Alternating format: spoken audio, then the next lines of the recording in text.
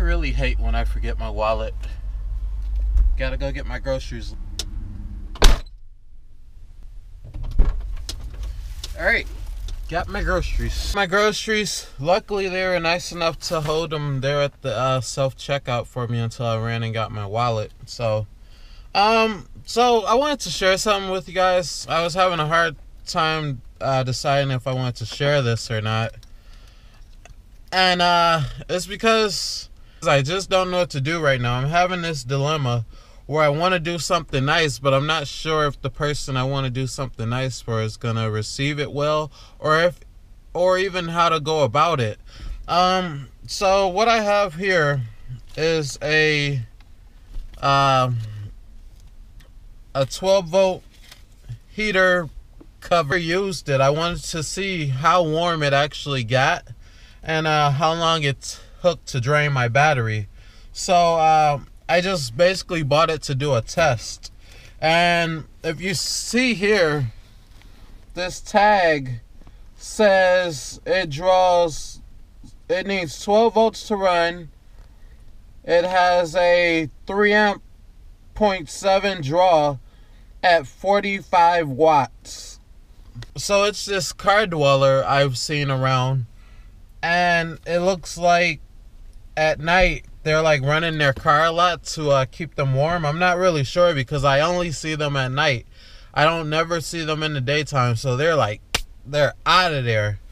So I wanted to give this to them because I can only imagine how cold it is in a car.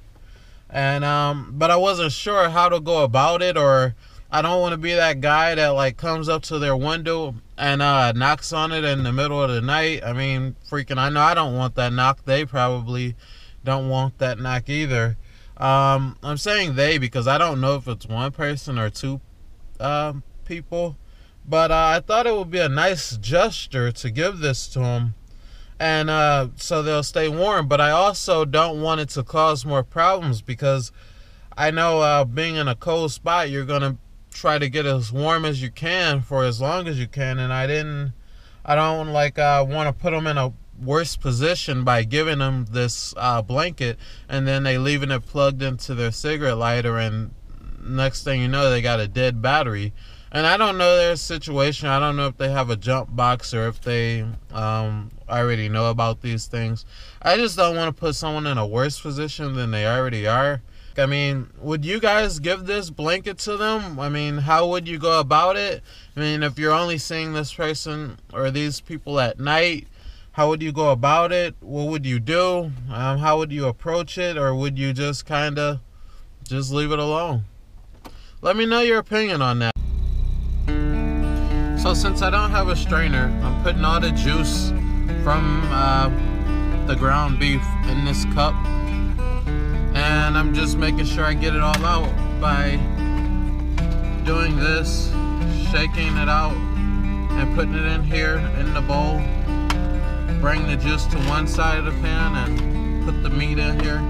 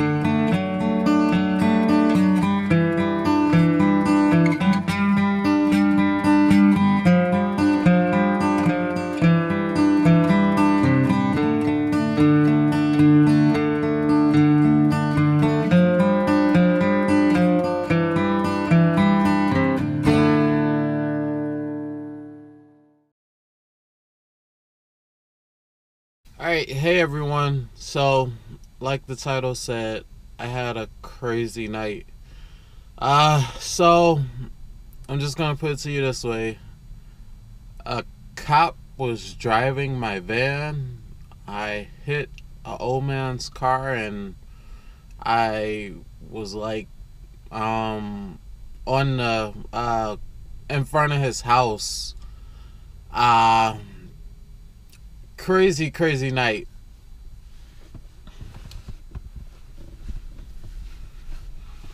Luckily, that was all just a dream. A crazy dream. I don't know what it was about. I slept somewhat in a new spot last night. I didn't sleep in front of no one's house, so let's take that off the table. So the dream was like I was sleeping in front of some old man's house, and for some reason I kept going back to that one area, and I was like sleeping. I would park in front of his house on the curve and just sleep there. And one morning he was like bagging out, and I was like leaving, and I hit his back bumper, and he was like, "Hey, what the hell are you doing? And why are you sleeping in front of my house?" And I'm like, "I don't care, whatever. Skip your car, it doesn't matter." I don't know what was going on, but it was just a crazy dream. And then I slept there a couple of more nights, and me and him got into it again, and he ended up calling the cops. And one morning I woke up, and I was coming out the back into the front seat, and the cop was like knocking on my door, and then he was in my van in my driver's seat, and he told me to like sit in the passenger seat, and he started driving my van and stuff, and he was like, "Oh, it drives pretty good." And I'm like, "Yeah, it does drive pretty good." And this whole situation is just weird, and I'm not really thinking nothing of it. It's just like, oh, okay, this is weird, but okay. So I asked the cop, like, "Hey, so what do you want?" And he was like, "Oh, nothing, we're just going for a ride." So this is like in my dream, this is like totally normal. I just go for rides with cops in the van and stuff. So yeah, we were like driving and stuff, and then he parked, he stopped at this used car dealership, and he was like, "Hey, what do you think of that Toyota, some Toyota car?" It was a four-door Toyota car. And I'm like, "It's nice, but why are you asking me about it?"